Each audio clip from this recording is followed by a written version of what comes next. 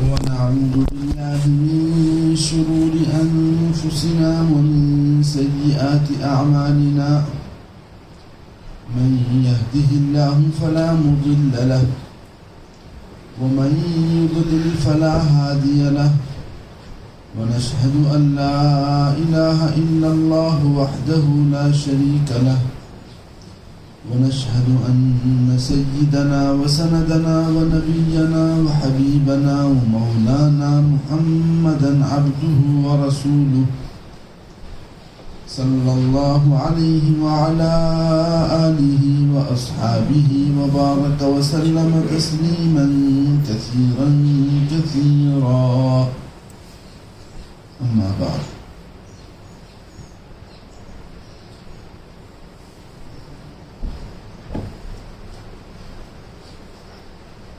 معزز و محترم حضرات علماء کرام اور عزیز طلباء، اس دنیا کے اندر سب سے زیادہ محترم اور سب سے زیادہ مقبول اور سب سے زیادہ پسندیدہ لوگ وہ ہیں جو قرآن کریم کی خدمت کرتے ہیں. کسی بھی نوعیت سے خدمت ہو، لیکن جو قرآن کریم کی خدمت میں لگے ہوئے ہیں وہ اللہ کے نزدیک سب سے زیادہ مقبول اور محترم ہوتے ہیں.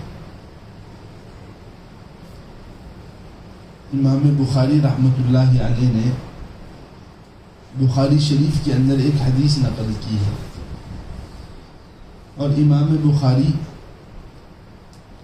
اگر کوئی حدیث اپنی کتاب کے اندر نقل کر لیں تو اس کا مطلب یہ ہوتا ہے کہ یہ حدیث صحیح ہے. اس لیے کیونکہ جتنا احتیاط روایت حدیث کے اندر حضرت امام بخاری نے کیا ہے، کسی اور محدث نے اتنی احتیاط نہیں کی.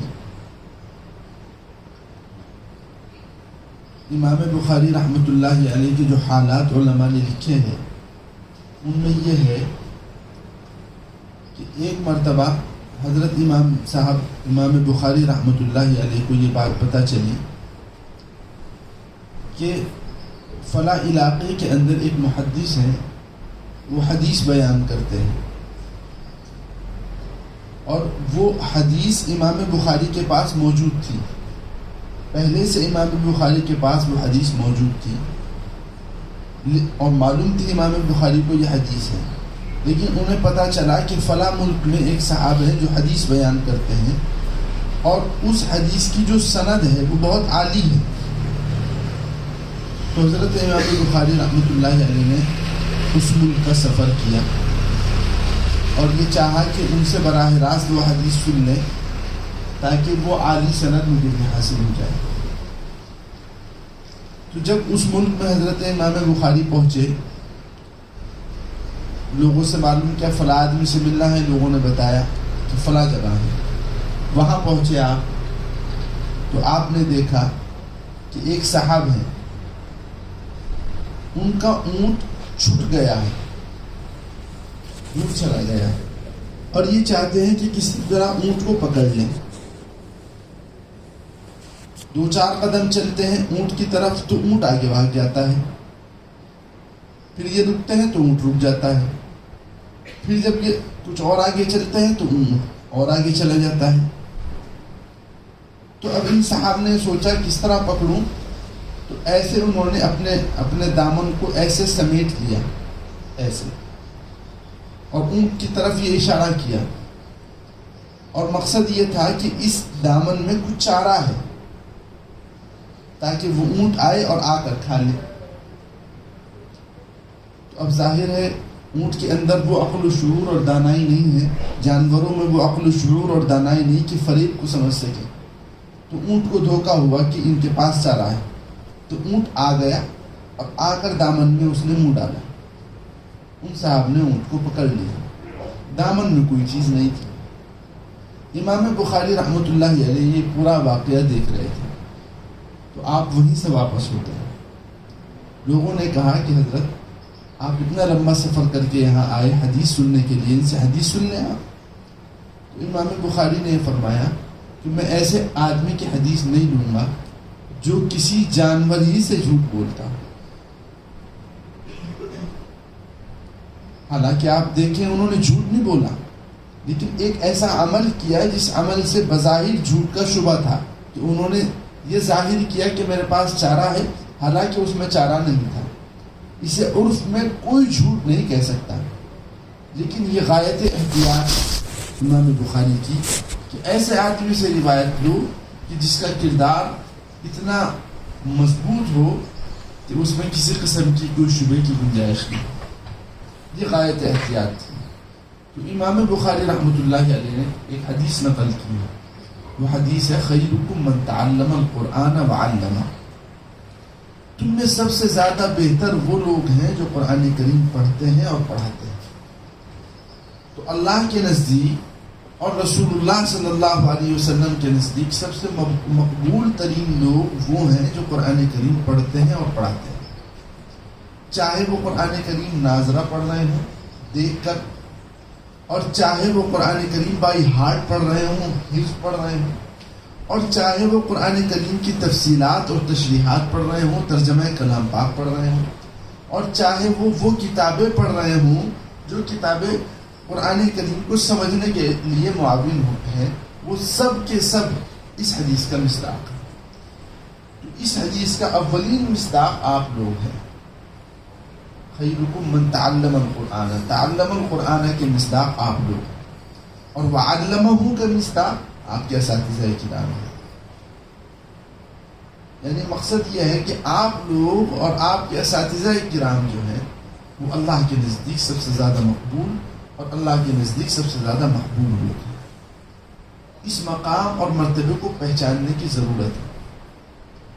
حضرت مولانا زکریا صاحب رحمۃ اللہ علیہ، آپ نے نام سنا ہوگا، بہت بڑے آدمی تھے. انہوں نے معطا امام مالک کی شرح لکھی ہے، اوجز المسالک الی معطا مالک نام ہے اس کتاب کا. اوجز المسالک الی معطا مالک عربی زبان کے اندر یہ کتاب ہے.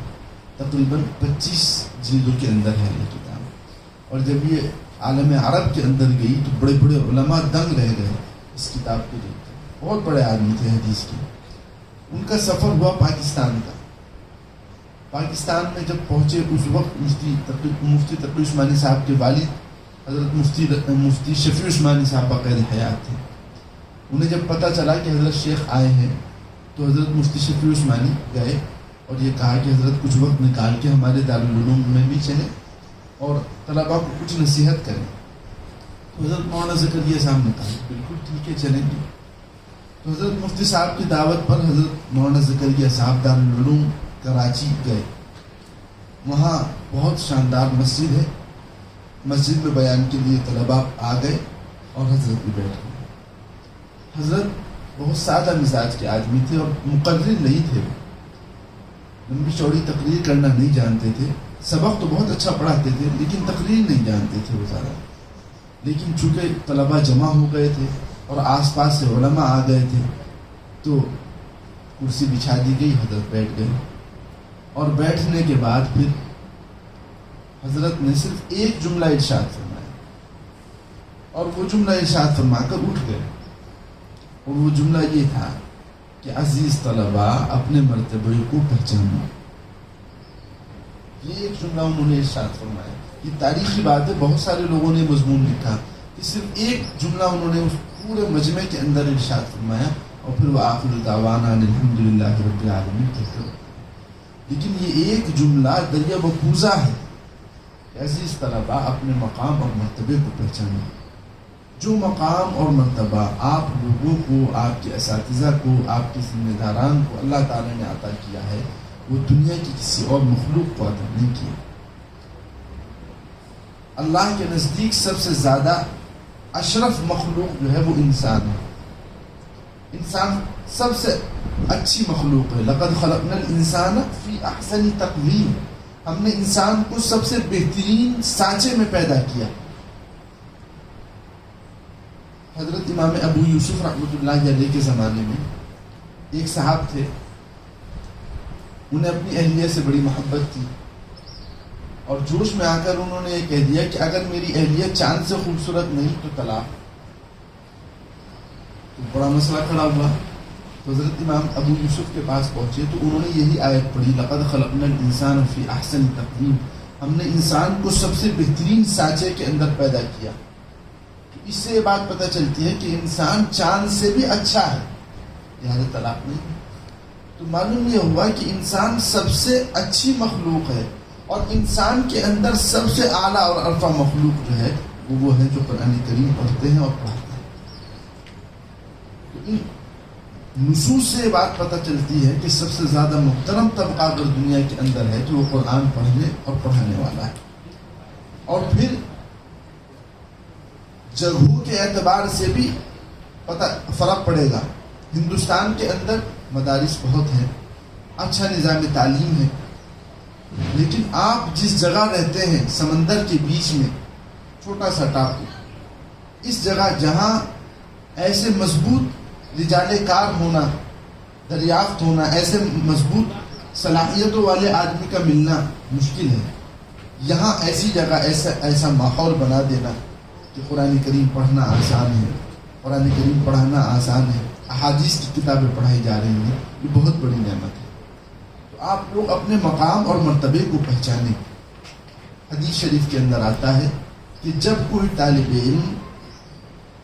علم کے لیے نکلتا ہے اللہ کے فرشتے پر بچھا دیتے ہیں اس کے سامنے۔ یہ کتنا اونچا مقام اللہ تبارک و تعالیٰ نے طلبہ کو عطا فرمایا۔ تو طلبہ کو یہ مقام اپنے ذہن میں بٹھانا چاہیے۔ اب تک آپ لوگ مدرسے کی چہار دیواری کے اندر تھے، ماحول میں تھے، مدرسے کے اندر نماز فجر سے پہلے باقاعدہ آپ کو اٹھایا جاتا تھا، ظہر سے پہلے تنبیہ کی جاتی تھی، ایک نظام بنتا ہے، مدرسوں میں حاضری کا نظام ہوتا ہے، اساتذہ نگرانی رکھتے ہیں، بورڈنگ میں جا کر دیکھتے ہیں کوئی سو تو نہیں رہا، کوئی چھپ تو نہیں رہا۔ سب حالات جو لوگ مدرسوں میں پڑھے ہوئے ہیں جانتے ہیں کیا ہوتا ہے۔ تو ایسا ہوتا ہے، باتھ روم میں چھپ جاتے ہیں، نماز نہیں پڑھنی، باتھ روم میں آدھا گھنٹہ گزار دیں گے، ایسا بھی ہوتا ہے۔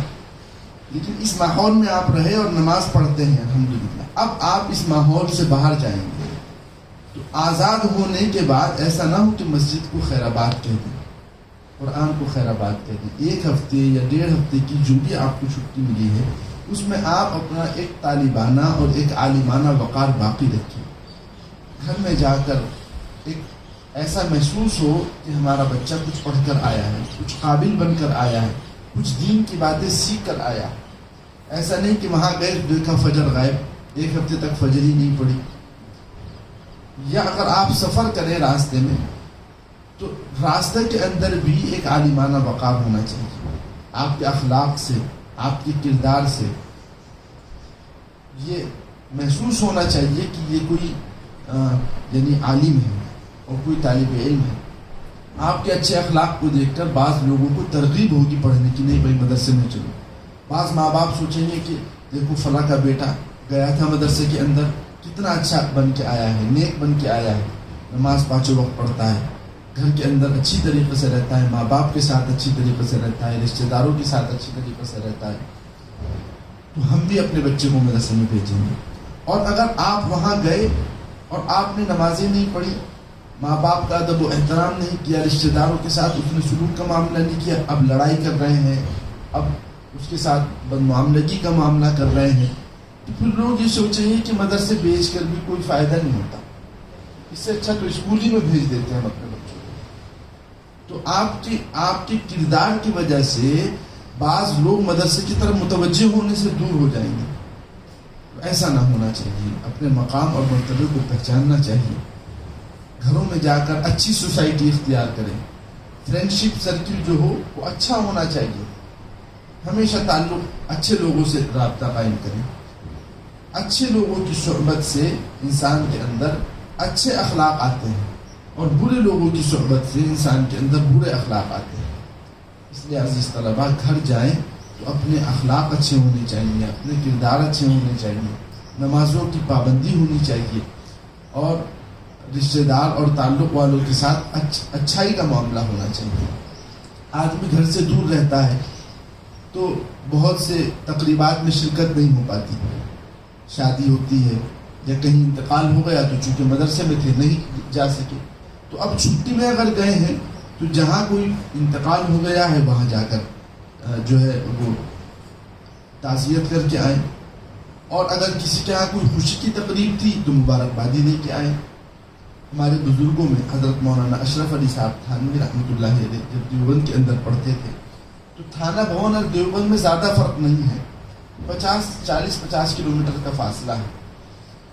تو حضرت رحمۃ اللہ علیہ کا مزاج یہ تھا، اس زمانے میں خطوط چلا کرتے تھے، فون تو تھے نہیں، خط چلتے تھے. تو حضرت نے ایک مٹکا رکھ رکھا تھا، جب بھی کوئی خط آتا تھا اس کو بغیر پڑھے اس مٹکے کے اندر ڈال دیا کرتے تھے. پورا سال اسی طرح گزر جاتا تھا. جب امتحان ہو جاتا تھا تو اب اس مٹکے کو کھولتے تھے اور تمام خط پڑھا کرتے تھے. بعض خط میں لکھا ہوا کرتا تھا کہ تمہارے فلاں بھائی کی، چچا زاد تایا زاد بھائی کی شادی ہو گئی. بعض خط میں لکھا ہوا ہوتا تھا فلاں رشتہ دار کا انتقال ہو گیا.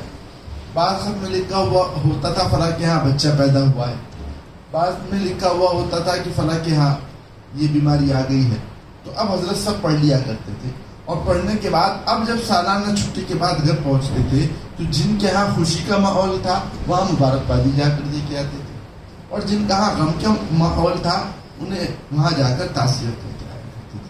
تو یہ بہت اچھی چیز ہے.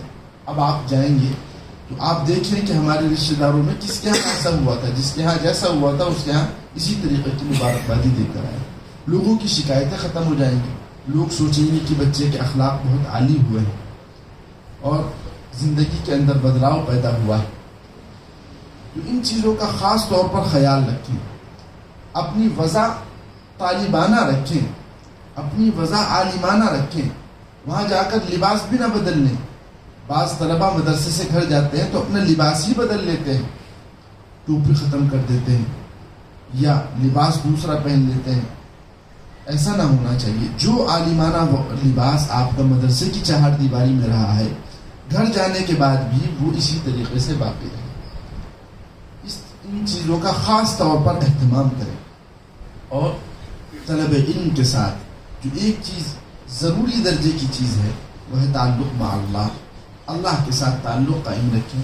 چھٹی کے ایام میں بھی اللہ کے ساتھ تعلق قائم رکھیں، اور مدرسے کے دوران تعلیم بھی اللہ کے ساتھ تعلق قائم رکھیں. اللہ کے ساتھ تعلق قائم رکھنا یہ علم کی بنیاد ہے. امام شافعی رحمۃ اللہ علیہ کے استاد تھے وکیع. ان کے پاس حضرت امام شافعی رحمۃ اللہ علیہ گئے اور جا کر کہا شکوت الی وکیع سوء حفظی فاوصانی الی ترک المعاصی فإن العلم نور من الہ ونور اللہ لا یعطی لعاصی. کہ امام شافعی نے اپنے استاد وکیع سے یہ بات کہی کہ مجھے یاد نہیں رہتا، میں جو پڑھتا ہوں بھول جاتا ہوں.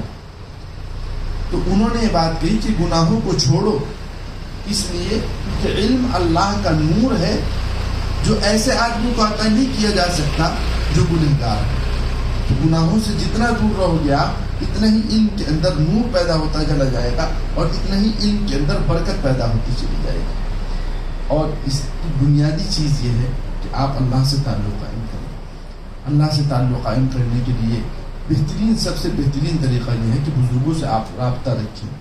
آپ کے علاقے کے اندر، شہر میں، آپ کے اساتذہ میں جن سے طبیعت میں مناسبت ہو ان کی صحبت کے اندر رہیں.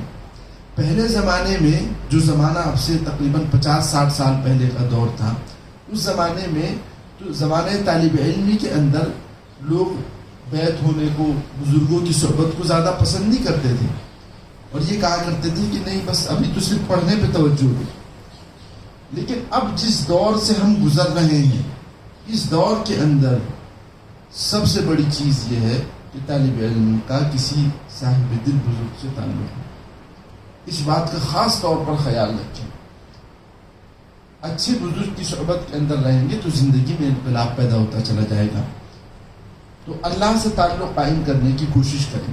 اگر اللہ سے تعلق نہیں رہا تو سمجھ لیں کہ علم نہیں آ سکتا آپ کو. اور اگر علم آ گیا تب بھی کوئی اعتبار نہیں ہوگا اس علم کا. ہمیشہ اللہ تبارک و تعالیٰ سے تعلق قائم کرنے کی کوشش کریں، اللہ سے جوڑنے کی کوشش کریں. ہمارے بزرگوں میں حضرت مولانا سید اصغر حسین میاں صاحب رحمۃ اللہ علیہ کا ایک واقعہ میں آپ کو ذکر کروں، اس سے آپ کو اندازہ ہوگا کہ ہر وقت اللہ سے تعلق قائم ہونا چاہیے۔ حضرت کے ایک مرید تھے، کلکتہ کے رہنے والے تھے، دیوبند اور دیوبند یو پی میں ہے، کلکتہ ایک دوسرا اسٹیٹ ہے، بہت لمبا چوڑا فاصلہ ہے، 24 گھنٹے تقریباً لگتے ہیں آنے میں۔ تو وہ ہر سال حضرت کے پاس آیا کرتا تھا، بہت تحائف تحفے لے کر آیا کرتا تھا۔ حضرت بھی بڑا اعزاز کرتے تھے، خاص مہمان خانے میں ٹھہراتے تھے۔ ایک مرتبہ آیا تو بڑا پریشان، نہ کوئی تحفہ نہ کوئی ہدیہ، لباس بھی خراب ہے، پراگندہ حال پراگندہ بال ہے۔ آیا اور آ کر حضرت سے یہ کہا کہ حضرت میں بہت پریشان ہوں اور میرے اوپر مقدمہ کسی نے کر دیا، میں اس مقدمے میں پھنس گیا ہوں، اب بس آپ کی دعا کا سہارا ہے، اگر آپ دعا کر دیں گے تو میں بچ جاؤں گا ورنہ میں نہیں بچوں گا، آپ کوئی تعویذ دے دیں گے تو میں بچ جاؤں گا ورنہ میں نہیں بچوں گا۔ تو حضرت رحمۃ اللہ علیہ نے دیکھا اور فوراً حضرت نے کہا کہ تم نکل جاؤ یہاں سے، اسے نکال دیا اور یہ کہا کہ نہیں، تم نہیں بچ سکتے، تمہارا بچنا ممکن نہیں ہے، اب یہاں سے نکل جاؤ۔ یہ شخص وہاں سے نکلا، بڑا پریشان ہوا۔ بس اب اس نے سوچا کہ حضرت کا سہارا تھا وہ بھی ختم ہو گیا، اب تو صرف اللہ ہی میرے مسئلے کو حل کر سکتا ہے۔ رات بھر رویا، اللہ سے دعائیں مانگی، صبح میں مقدمہ تھا، فیصلہ اس کے حق میں ہو گیا۔ پھر حضرت کے پاس آیا اسی طرح تحائف لے کر، تحفے لے کر، حضرت نے اعزاز اور اکرام کیا۔ تو اب جو لوگ ہیں انہیں اعتراض ہوا، انہوں نے حضرت سے پوچھا کہ حضرت جب یہ آدمی بغیر تحفے کے آیا تھا، بغیر ہدیے کے آیا تھا، تب تو آپ نے کوئی اعزاز نہیں کیا، اور جب ہدیہ تحفہ لے کر آیا تو اعزاز کیا، ایسا کیوں؟ تو حضرت نے فرمایا جب یہ پہلے آیا تھا تو اس کا اللہ کے ساتھ تعلق نہیں تھا، اس کا اعتماد مجھ پر تھا، پھر جب میں نے اس کو یہاں سے دور کیا تو پھر اس کا اللہ سے تعلق قائم ہو گیا، جب اللہ سے تعلق قائم ہو گیا تو پھر اس نے اللہ سے اپنی مرادیں مانگی، اللہ تعالیٰ نے پوری کر دی۔ پھر اس سے پوچھا کہ بھائی تمہیں تو حضرت نے نکال دیا تھا، تم کیوں آئے؟ تو یہ فرمایا کہ جس وقت جج میرے خلاف فیصلہ لکھ رہا تھا تو میں نے دیکھا کہ حضرت رحمۃ اللہ علیہ آئے اور حضرت نے جج سے کوئی بات کی اور جج نے میرے حق میں فیصلہ کیا۔ عزیز طلبہ، یہ عرض کرنا مقصود ہے کہ اللہ سے ہر وقت تعلق ہونا چاہیے۔ جو لوگ بزرگوں سے تعلق قائم کرتے ہیں وہ بہر صورت نظر رکھتے ہیں کہ اس آدمی کا اللہ سے تعلق ہے یا نہیں۔ اگر اللہ سے تعلق ٹوٹتا ہوا محسوس ہوتا ہے تو فوراً متوجہ کر دیتے ہیں، کسی طرح اللہ سے اس کو جوڑ دیتے ہیں۔ تو ہر آن ہر لمحہ یہ فکر ہونی چاہیے کہ ہمارا اللہ سے تعلق ہے یا نہیں ہے۔ علم میں نور بھی تبھی پیدا ہوگا، علم میں برکت بھی تبھی پیدا ہوگی۔ آپ اگر نظر دوڑائیں کہ بڑے بڑے علماء کون ہیں، کنہوں نے زیادہ تصنیفات لکھی ہیں، آپ جب نظر دوڑائیں گے اور جب بڑے بڑے علماء پر آپ کی نظر جائے گی تو آپ یہ محسوس کریں گے کہ ان کے علم میں برکت جو ہے وہ تعلق مع اللہ کی وجہ سے، گناہوں سے بچنے کی وجہ سے، چاہے وہ کوئی بھی ہو۔